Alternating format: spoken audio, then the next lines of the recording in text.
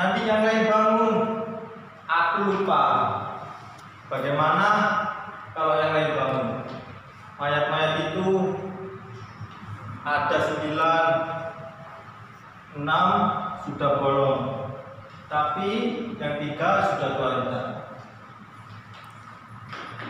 Mudah-mudahan diambil oleh ahli waris.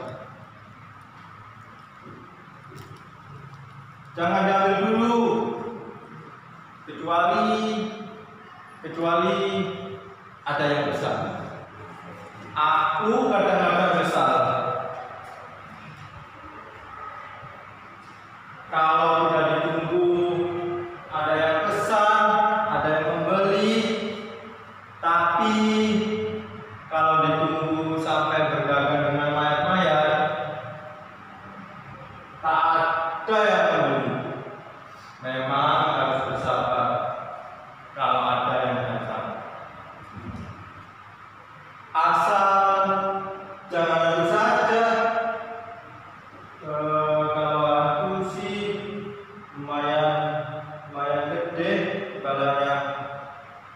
Istilahnya sih dia yang rugi, aku yang untung. Memang nasib mendapatkan pekerjaan seperti ini. Tidak usah kuliah kedokteran, tapi dengan golok ini, ya, dengan golok ini. Yang terpenting barang dipesan tidak rusak. Ya, seperti memotong ayam. Disayat perutnya, diambil empedunya, dibelah pelan-pelan agar tidak rusak. Hatinya disayat pelan-pelan agar tidak rusak. Ampelanya itu sama saja, itu barang yang kecil. Kalau yang lebih besar, lebih jelas, lebih mudah alurnya. Tinggal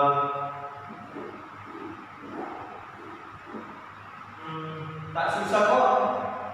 Masa motong ayam saja harus kuliah jurusan perayaman, fakultas potong ayam. Latihan aja yang sering.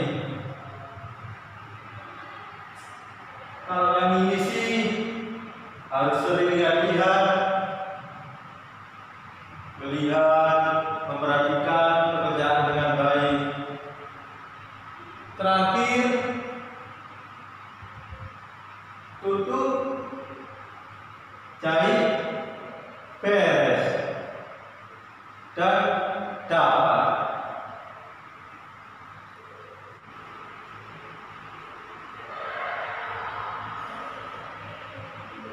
Enak-enak, memang nasi yang enggak. Coba tetap bekerja seperti yang dulu sebagai penggali kubur. Ya, aku dulu seorang penggali kubur yang bermodal cangkul dan golok. Yang berpenghasilan tergantung lengan.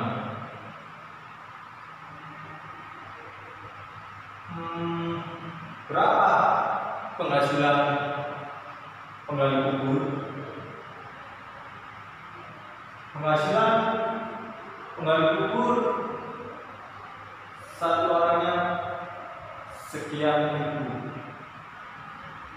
Tapi kalau 10 sampai 50 orang yang meninggal sudah dapat uang dan buku. Tapi tak apa-apa, kita sebagai orang Indonesia harus pandai-pandai mencari penghasilan tambahan. Terus apa tambahan seorang pegawai gedung?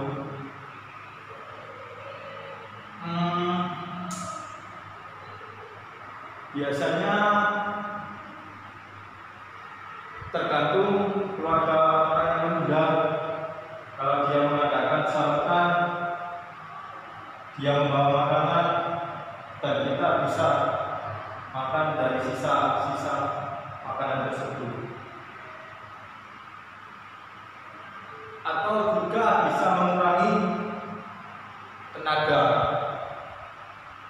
dengan mengakali tanah galian yang ukuran awalnya 2,5 meter, kita curi aja 1 meternya, kita gali cuma 1,5 meter. Dari situ kan kita sudah dapat penghasilan. Selebihnya sih kita usaha dengan doa.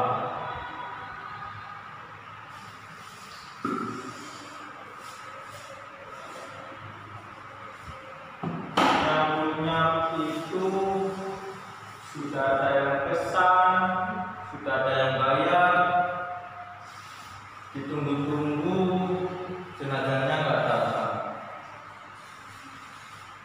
Akhirnya keluarganya datang. Maaf Pak, kita tidak jadi dimakamkan di sini. Kita mendapat jatah dimakamkan di Taman Makam Pahlawan. Berjuang kali ya. Atau keluarganya tidak menyangka kalau dulu ikut perang kemerdekaan. Atau dia tidak mengira kalau dia mendapatkan makam di Taman Pahlawan. Akan tetapi kalian yang sudah digali ini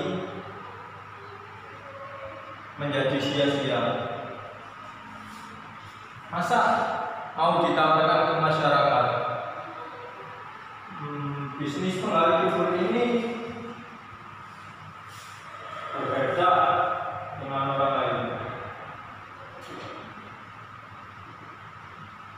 Masa mau ditawarkan ke masyarakat?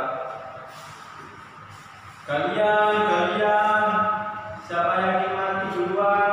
Kalian sudah siap? Atau berkeliling sambil teriak-teriak, dijual kalian, siapa yang mau mati duluan? Kita obrol, teriak-teriak, disangka orang gila kali, malahan bisa dilempar batu.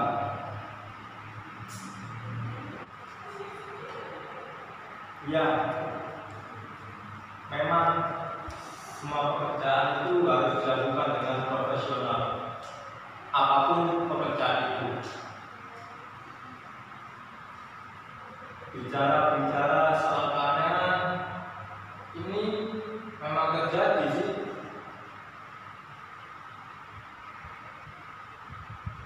Mungkin orang itu pejabat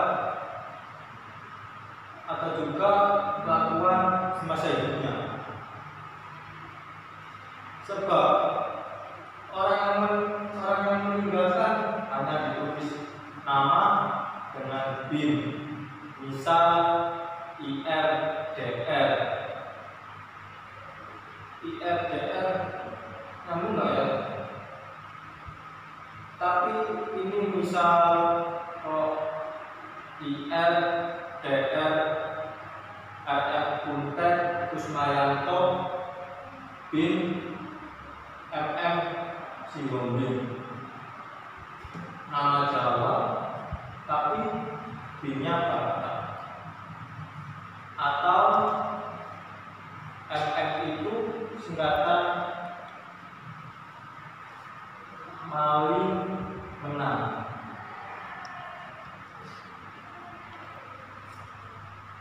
riwayat lahir, riwayat kematian, pidato-pidato yang indah dan juga bagus, daftar pengalaman pekerjaan yang dia geluti, semua ditulis dengan rapi. Memang pejabat yang hebat. Ketika jenazah diturunkan, panjang galian kurang. Aku bingung, padahal ukuran sudah standar, sudah berukuran 2 kali 60 cm. Ketika jenazah diturunkan, sempit, bahkan menyempit. Terpaksa jenazah diangkat kembali. Galian kubur digali lagi sebelah kiri dan sebelah kanan. Ketika serasa sudah cukup, jenazah diturunkan lagi dan jenazah ini masih belum bisa masuk atau galian kubur masih kurang. Dikali lagi sampai 2 kali galian hingga menabrak kuburan orang lain. Secara kasat mata galian sudah hampir 3 meter. Kurasa untuk 2 jenazah saja sudah cukup. Ini masih saja kurang. Kami terpaksa menekuk jenazah tersebut. Kaki menjulang ke atas, kuburan yang biasa rata dengan gundukan menjadi tanah tol yang menjual tinggi. Semua yang hadir nampak heran, tak sedikit menjerit, merasakan ketakutan. Bumi seakan menolak kehadirannya, menjauhi manusia yang sudah menjadi jenazah. Ada apa sebenarnya? Padahal kalau mendengar riwayat yang dipidatokan begitu bagus dan indah.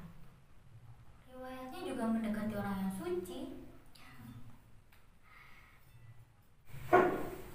Ada juga yang istrinya meninggal, terus suaminya minta digalikan kuburannya.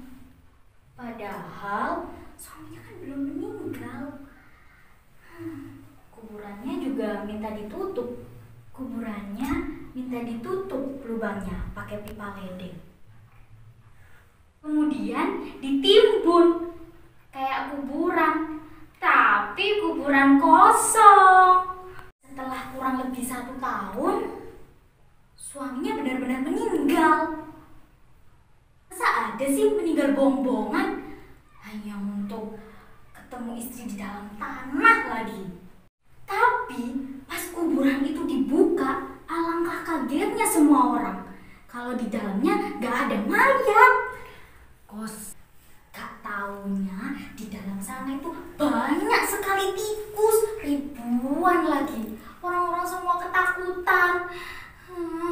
Tapi mau gimana lagi, itu sudah tanggung jawab saya. Sampai-sampai para warga bantu nyemprotin anti serangga. Ya mungkin di alam baka memang pengen hidup sama tikus, atau memang benar-benar pengen hidup di sarang tikus. Bayangin aja udah ngeri. Amit-amit. Yang menarik dari keluarga dokter ini, mereka yang mengangkat derajatku karena aku banyak membantu pemakaman kakaknya. Padahal rumputnya tuh ngambil dari kebun orang.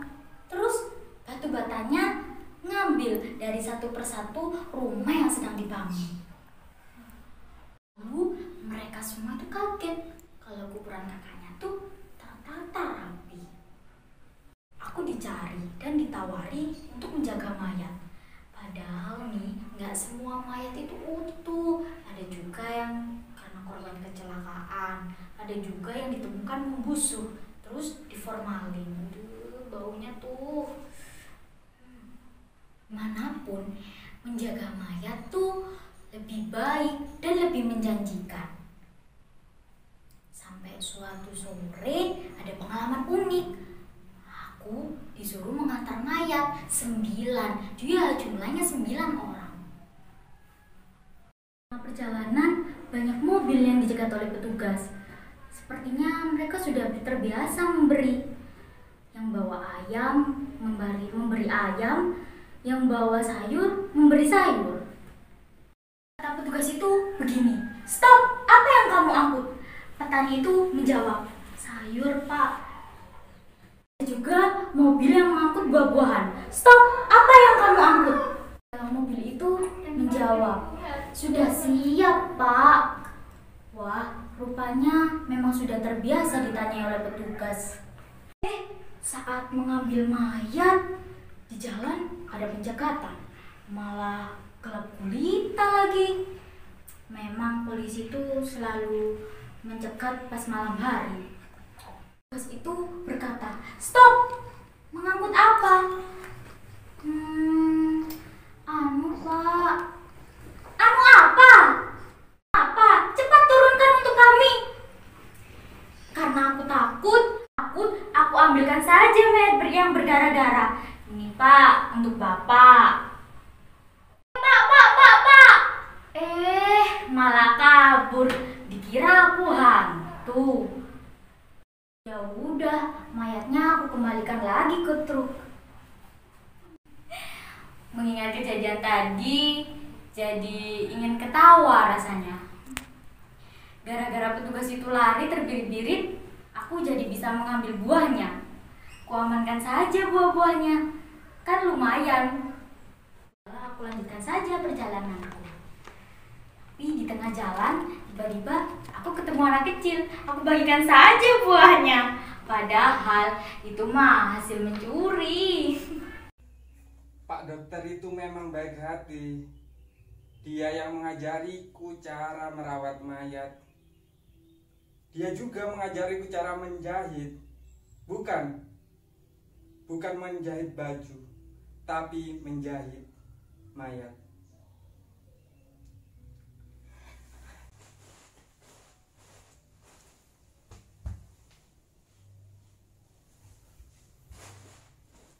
Yang penting cepat selesai.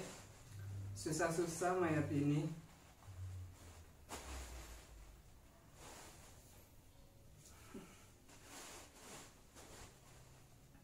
Tapi benar kok, walau mayat tapi bawa rezeki. Ingat dengan petugas, mereka terbirit-birit ketakutan. Jadi uang tempel gak hilang.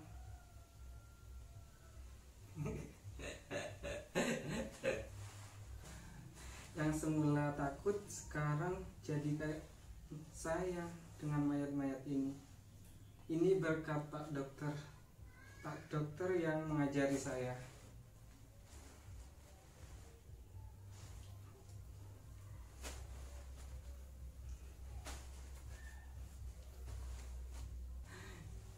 Semula yang merasa takut dengan mayat-mayat ini, sekarang seperti sayang. Ini semua karena Pak dokter. Dia yang mengajariku.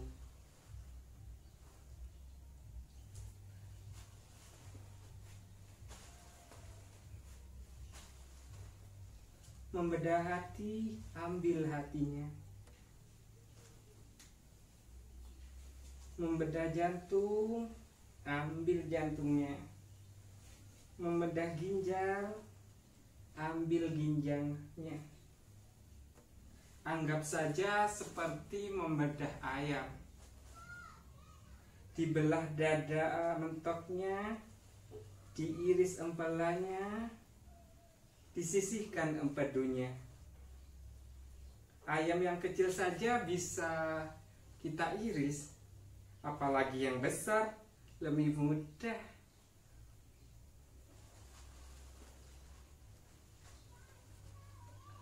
Ini alurnya lebih jelas daripada ayam.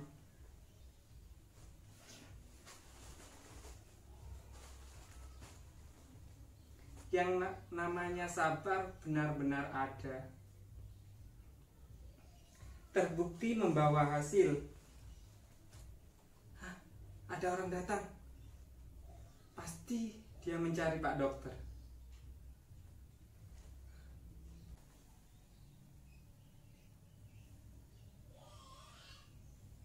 Pak, bisa saya bantu? Pak Dokternya adakah? Pak Dokternya minggu ke depan ini tidak masuk ke rumah sakit. Bapak wakilnya? Iya Pak. Apakah saya dapat membantu?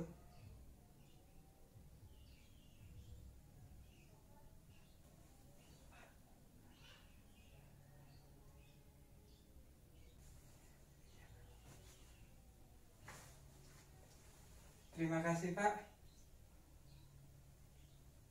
Terima kasih. Saya antar ke depan ya.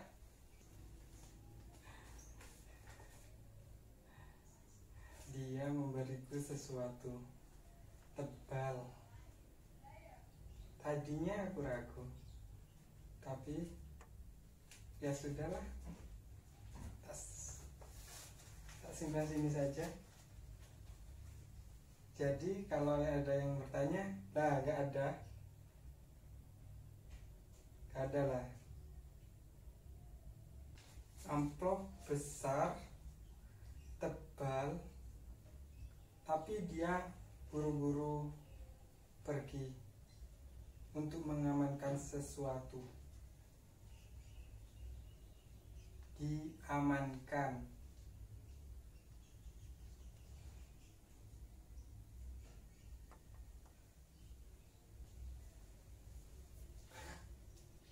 Suara apa itu? Masa mayat bisa bergerak? Tolong ya, alammu sudah berbeda. Hanya kamu yang dapat memberi rezekiku. Aman ya? Aman.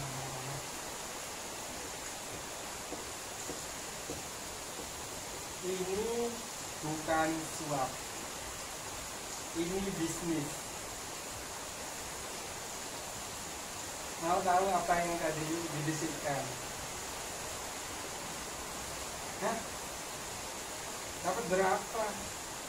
Tuh, salah hitung aku.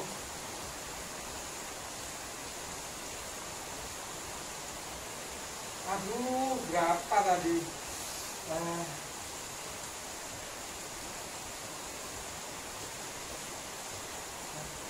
Kayaknya sudah pas. Ini masih uang muka, belum semuanya. Hah?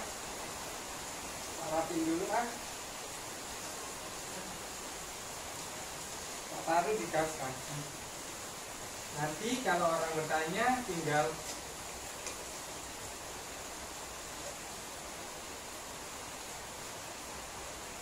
selesai.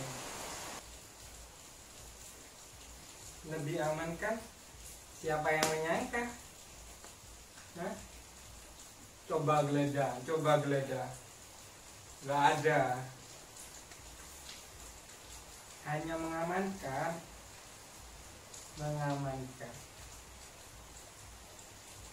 Nah, gak ada.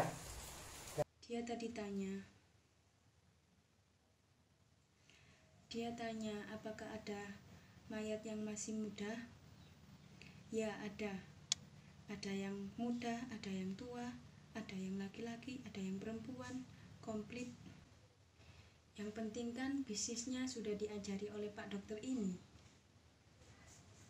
Kalau menunggu seminggu, menunggu Pak Dokter pulang, keburu diangkut mayatnya oleh keluarganya, kan jadi nggak rezeki.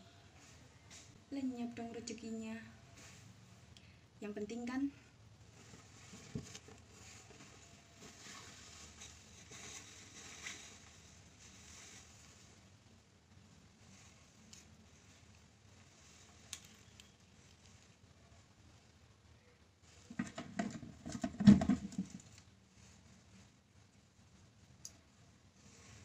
meyakinkan.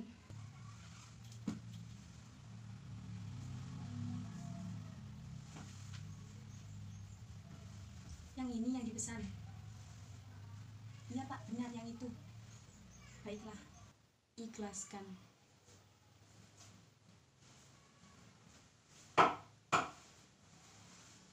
Yang ikhlas.